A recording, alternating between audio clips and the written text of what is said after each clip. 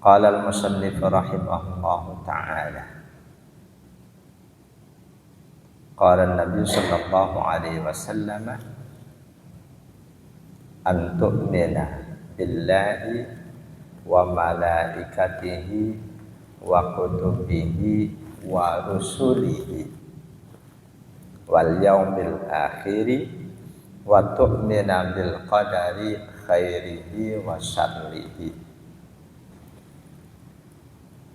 Kita masih membahas tanya jawab antara malaikat Jibril alaihissalam dengan Rasulullah Muhammad sallallahu alaihi wasallam di hadapan para sahabat Nabi.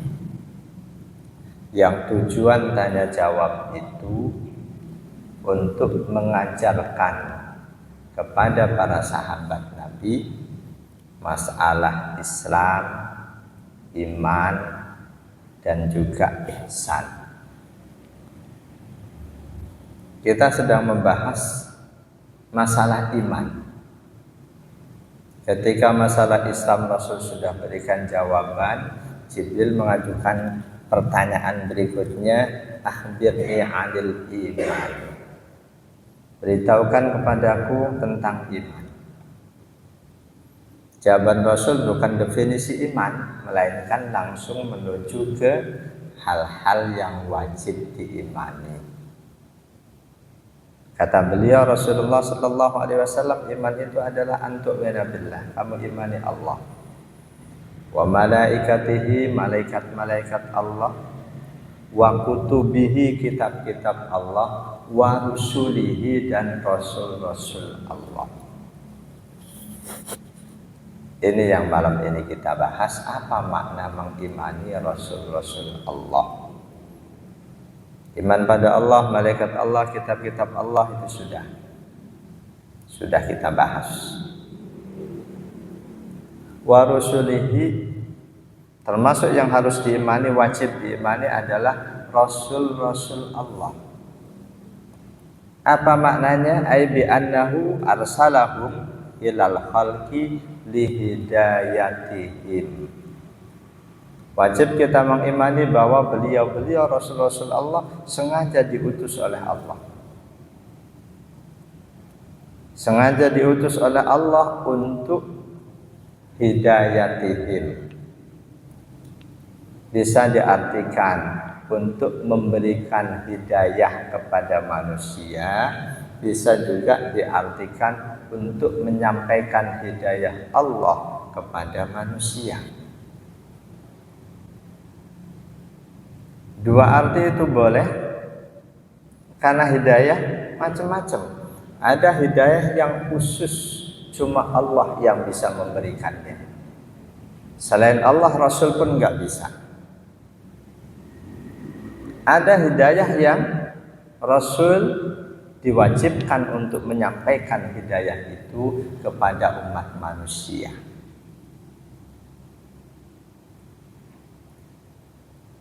Makna pertama, lihidayatihim, Allah utus para nabi dan rasul untuk menyampaikan hidayah Allah kepada umat manusia. Untuk menyampaikan hidayah Allah, petunjuk Allah kepada umat manusia. Makna kedua, untuk memberikan hidayah itu, jamaah dan Allah wa yakum ajma'in, hidayah yang khusus hanya Allah yang bisa memberikannya, hidayah menggerakkan hati manusia untuk melaksanakan perintah-perintah Allah, menggerakkan hati manusia untuk mengimani ajaran Allah. Ini cuma Allah yang bisa melaksanakannya, siapapun tidak bisa, termasuk Rasulullah. Andaikan Rasul bisa menggerakkan hati seseorang untuk mengimani ajaran Allah, Abu Lahab, Abu Jahal, paman-paman beliau, pasti akan beliau gerakkan untuk mengimani ajaran Allah. Nah, hidayah yang ini disebut dengan hidayah taufik dan ma'unah. Ini cuma Allah yang bisa. Didasarkan pada surah Al-Qasas ayat 56. A'udzubillahi minasyaitonir rajim. Innaka la tahdi man ahbabta walakinnallaha yahdi man yasha' wa huwa a'lamu bil muhtadin. Innaka sesungguhnya engkau wahai Rasul la tahdi tidak bisa memberikan hidayah. Maknanya hidayah taufik dan ma'unah. Engkau tidak bisa memberikan hidayah taufik dan ma'unah man ahbabta kepada siapapun orang yang kamu cintai.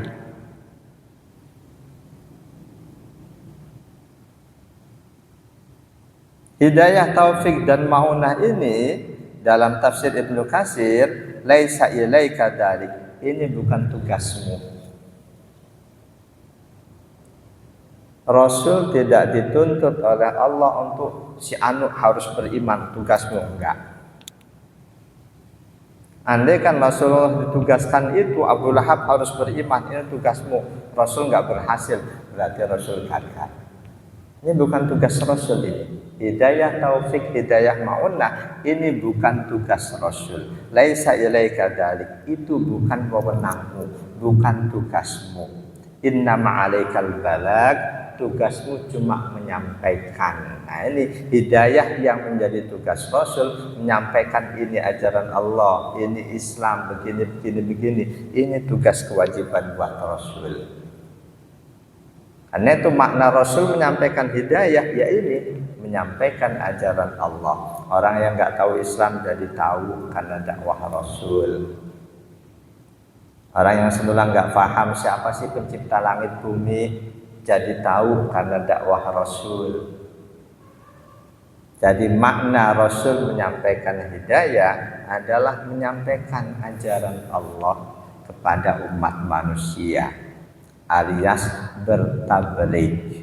Innama 'alaikal balag. Tugasmu wahai Rasul tiada lain cuma bertabligh, menyampaikan ajaran Allah. Wallahu yahdi may yasha. Allah yang akan memberikan hidayah taufik, hidayah ma'unah kepada siapapun yang Dia kehendaki. Ada orang tua oleh Allah dikehendaki dapat hidayah taufik, jadilah dia muslim. Ada yang anaknya tidak dikehendaki. Ada yang anaknya dikehendaki oleh Allah dapat hidayah taufik dan ma'unah menjadi muslim yang soleh, orang tuanya sebaliknya enggak. Dan itu anak siapapun, orang tua siapapun itu hak Allah. Nabi Ibrahim orang tuanya oleh Allah enggak dikasih hidayah taufik. Nabi Lut oleh Allah istrinya enggak dikasih hidayah taufik. Nabi Nuh oleh Allah salah satu putranya tidak dikasih hidayah taufik. Nah itu kalau sekedar anak kiai ternyata sesat, itu hal biasa. Hal biasa. Atau anak kita walaupun naudzubillah kita sih maunya semua anak keturunan kita jadi hamba-hamba Allah yang soleh dan solehah. Amin. Tapi tetap keinginan kita ketika tidak sejalan dengan ketentuan Allah, pasti yang berlaku adalah ketentuan Allah. Allah yang akan memberikan hidayah taufik untuk mengikuti ajarannya kepada siapapun yang Dia kehendaki. Walahul hikmatul balighatu wal hujjatud damighatu. Siapa-siapa yang Allah kehendaki untuk diberikan hidayah taufik, ini pasti mengandung hikmah.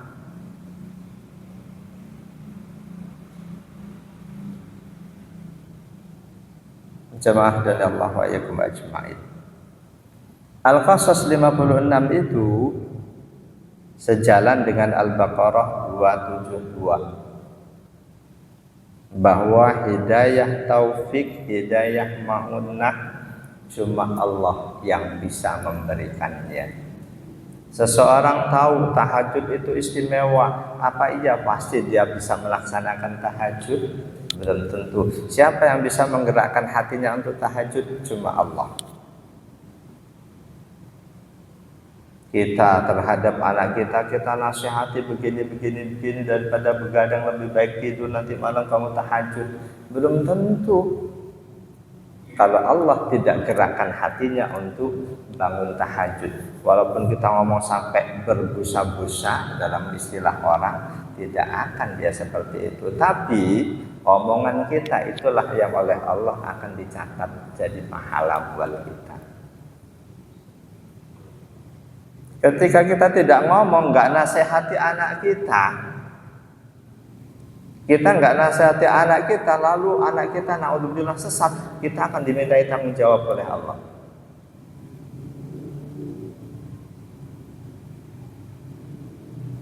Jamaah dan Allah yakum ajma'in. Di Al-Baqarah 272. A'udzubillahi minasyaitonir rajim. Laisa 'alaika hudahum walakinnallaha yahdi man yasha'. Memberikan hidayah taufik kepada mereka itu bukan tugasmu wahai Rasul, bukan tugasmu. Namun Allah lah yang akan memberikan hidayah taufik, hidayah ma'unah kepada siapa saja yang Allah kehendaki. Nah itu kalau kita minta, ya Allah jadikanlah istriku, anak-anakku sebagai bagian dari hambamu yang engkau berkenan untuk memberikan hidayah taufik kepada mereka.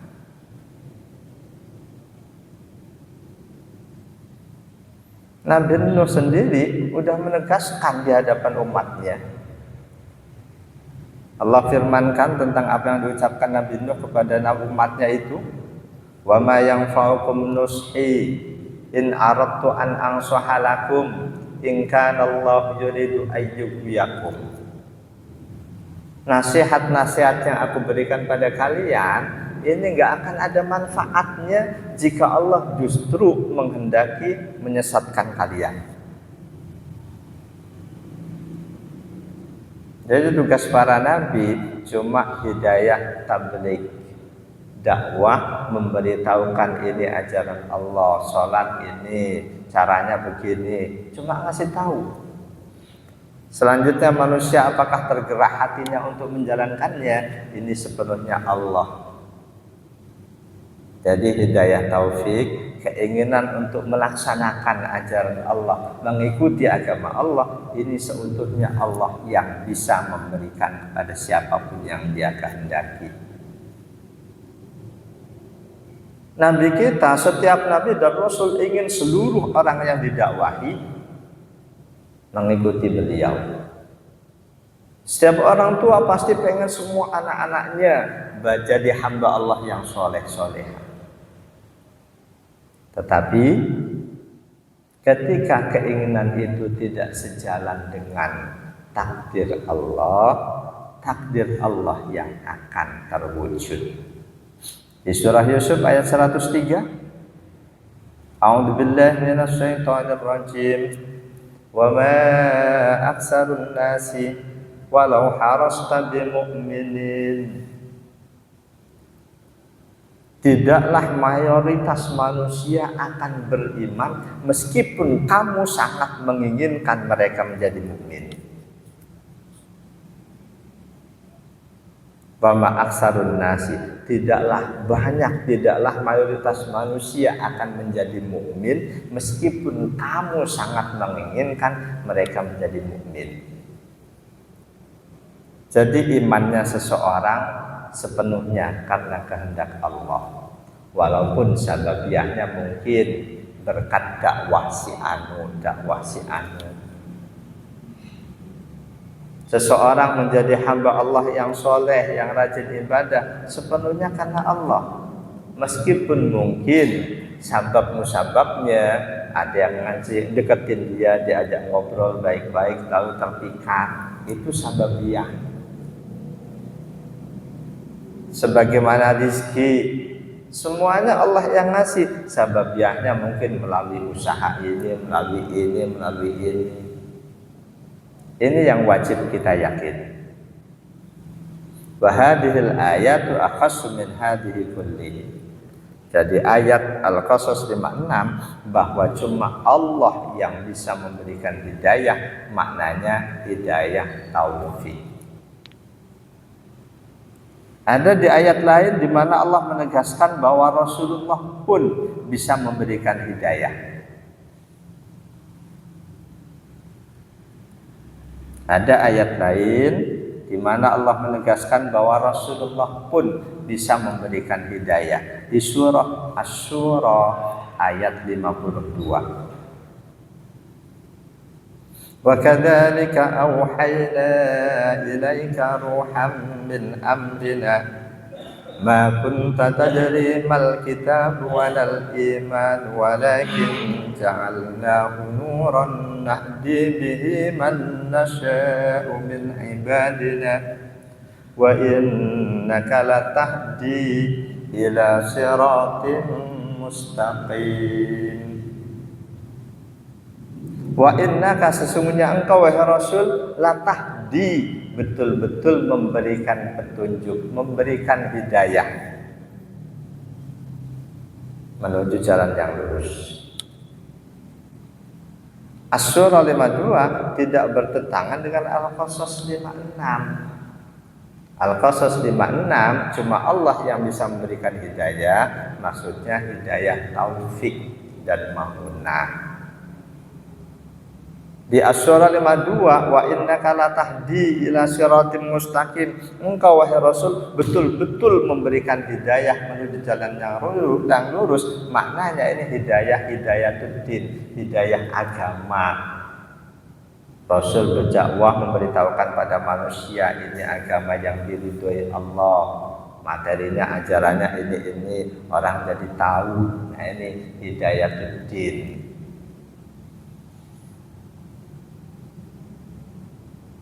Jamaah dan Allah wa iyyakum ajma'in.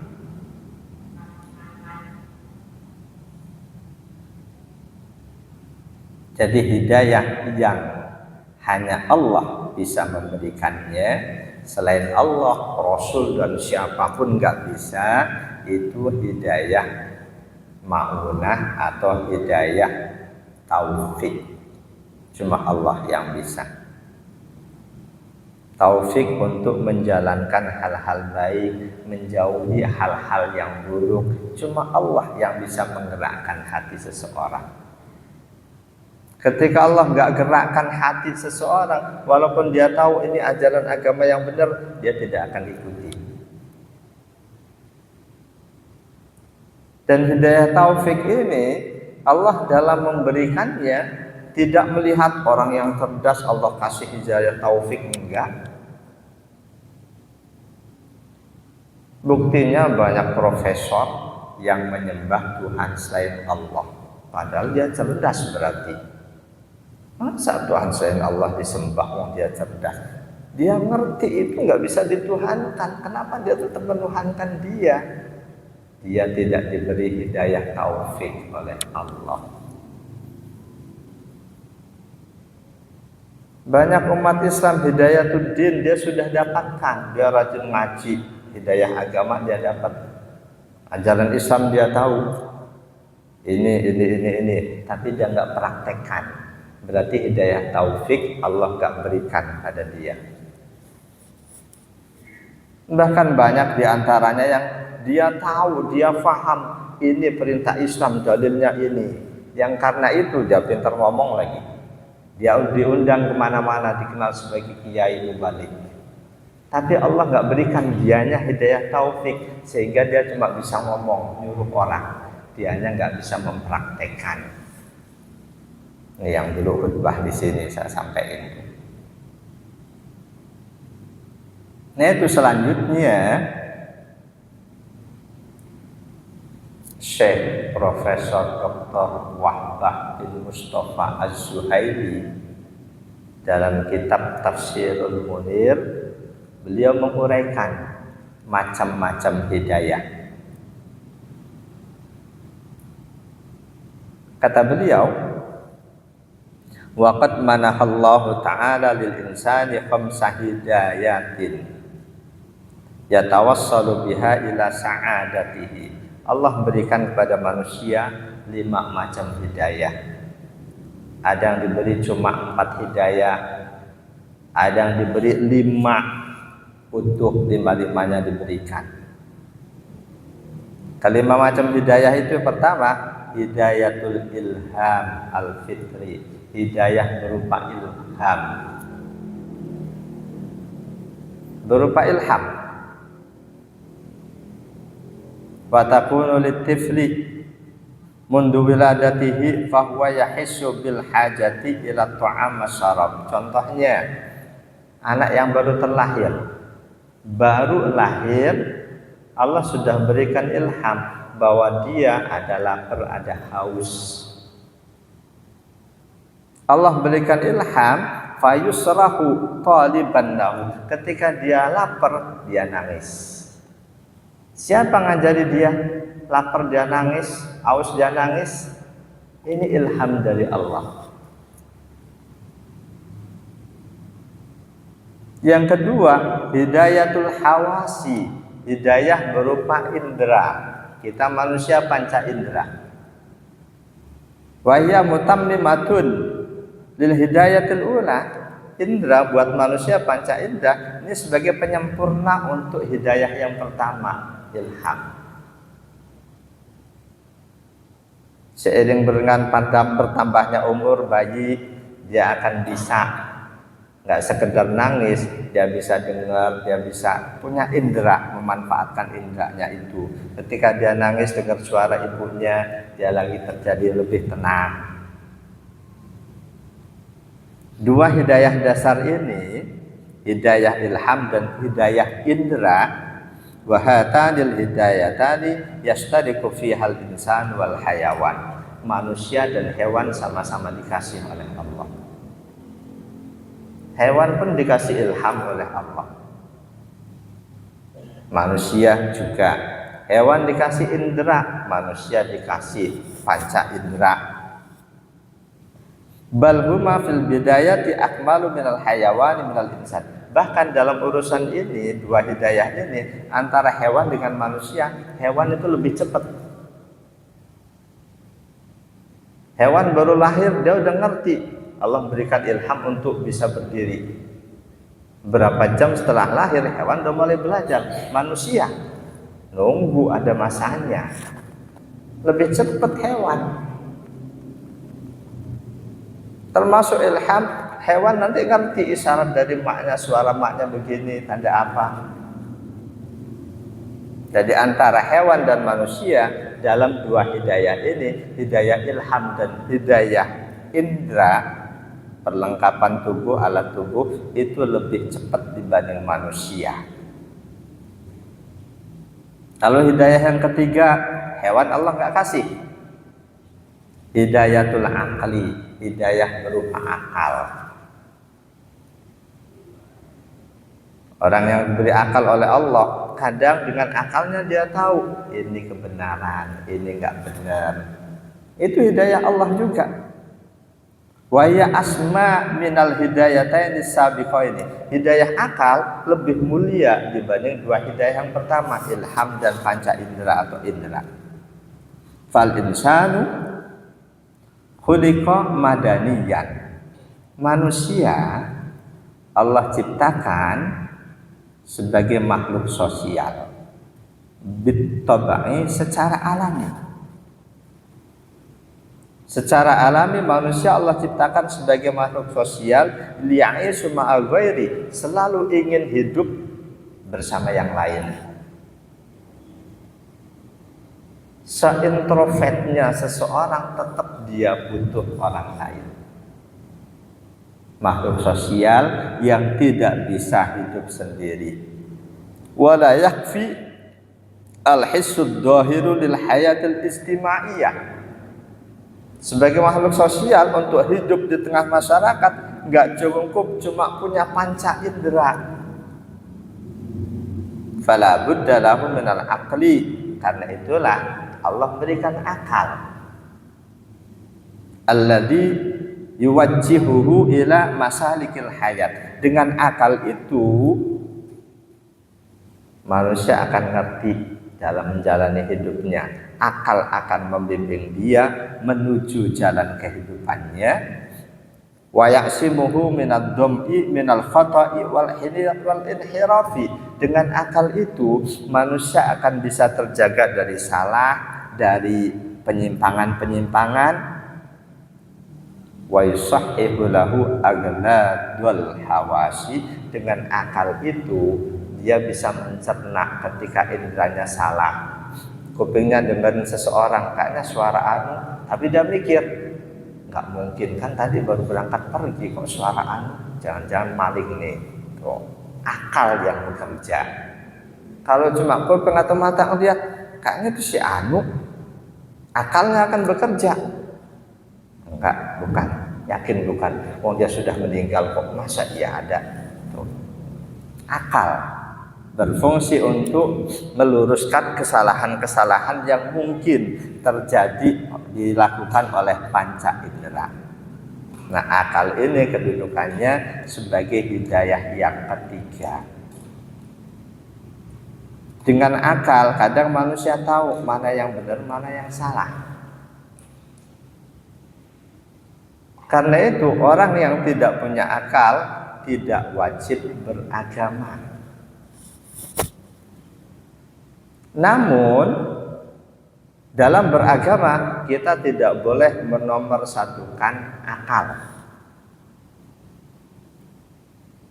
Yang tidak berakal tidak wajib beragama.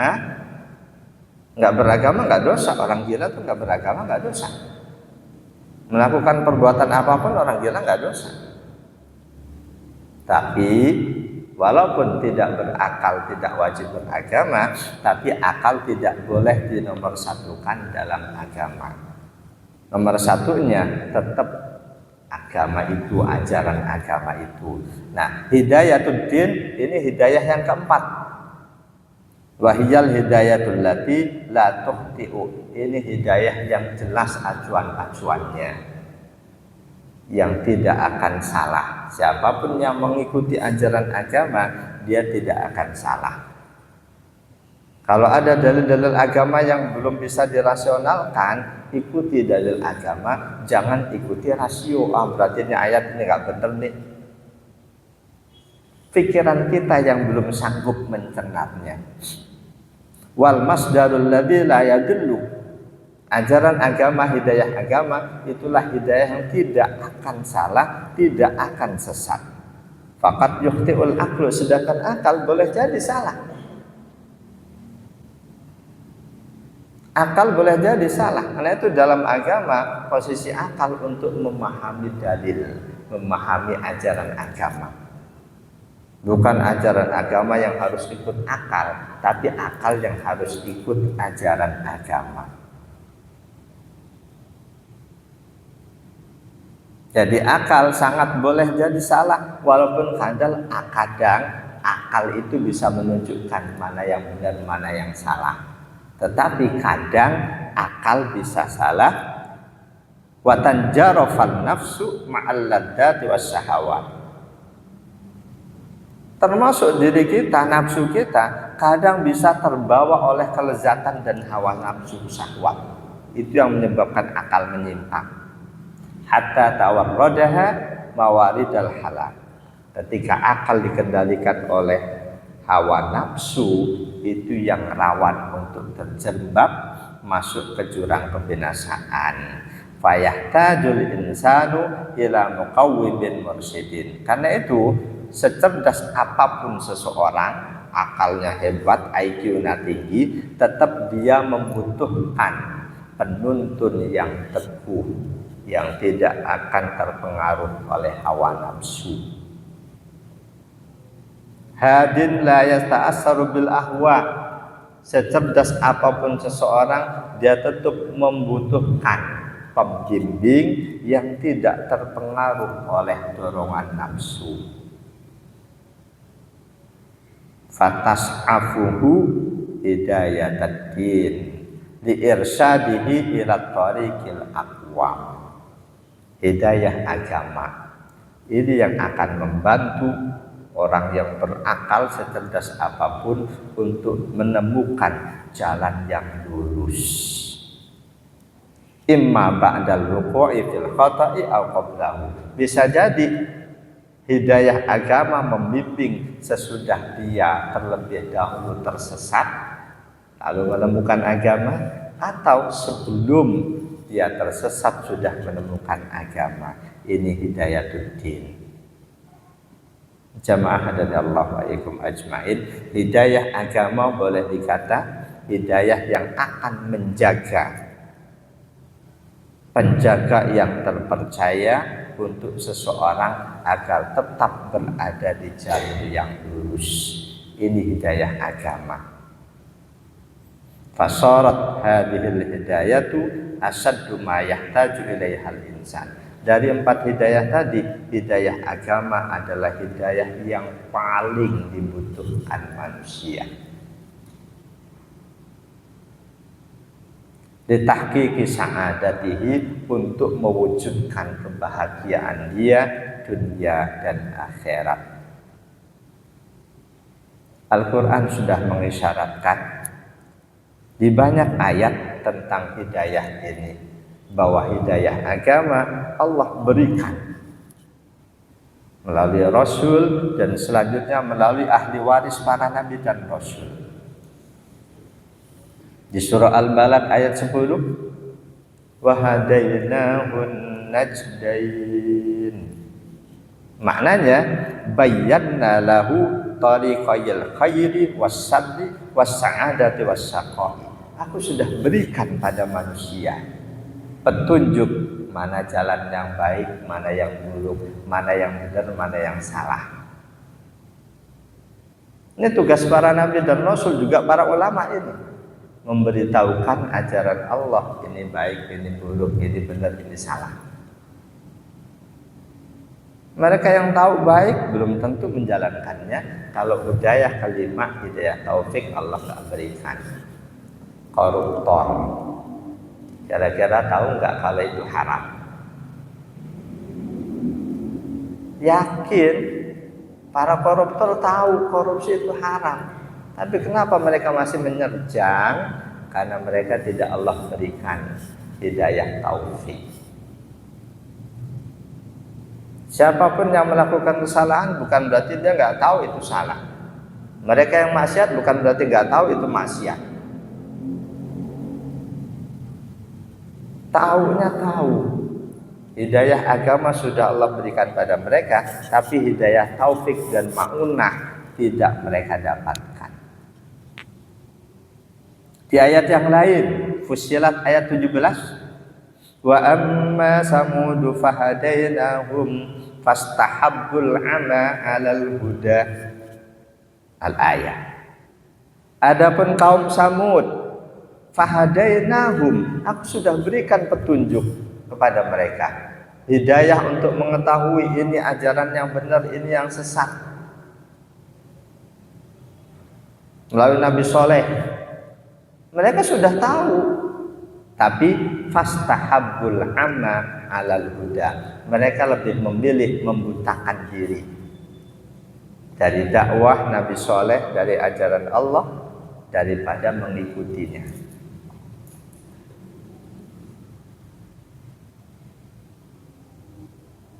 Jamaah dan Allah wa iyyakum ajmain. Hidayah agama menyampaikan ajaran agama kepada manusia.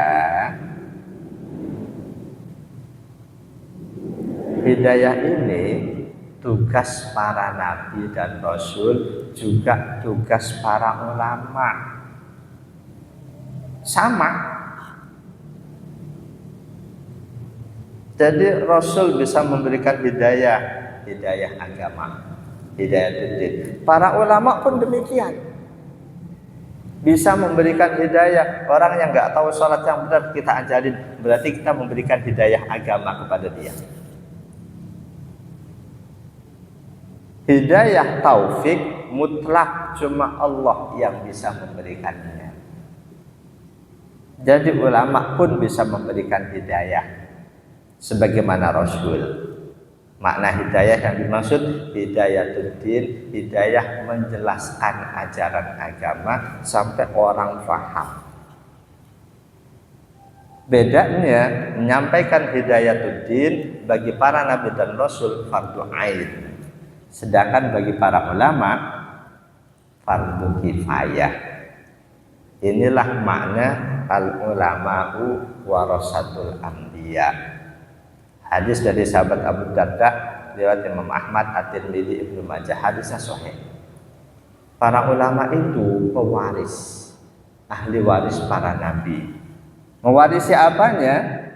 Lam yuwarisud dinaran wala dirhaman. Bukan mewarisi dinar dirham harta kekayaan, bukan. Innama warasul ilma. Para ulama mewarisi ilmu dari nabi, ilmu untuk disampaikan kepada umat manusia.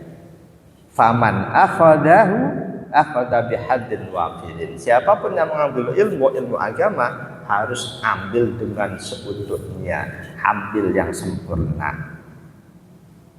Jadi Nabi bisa memberikan hidayah agama. Para ulama pun bisa memberikan hidayah agama. Sedangkan hidayah taufik dan ma'unah mutlak cuma Allah yang bisa memberikannya.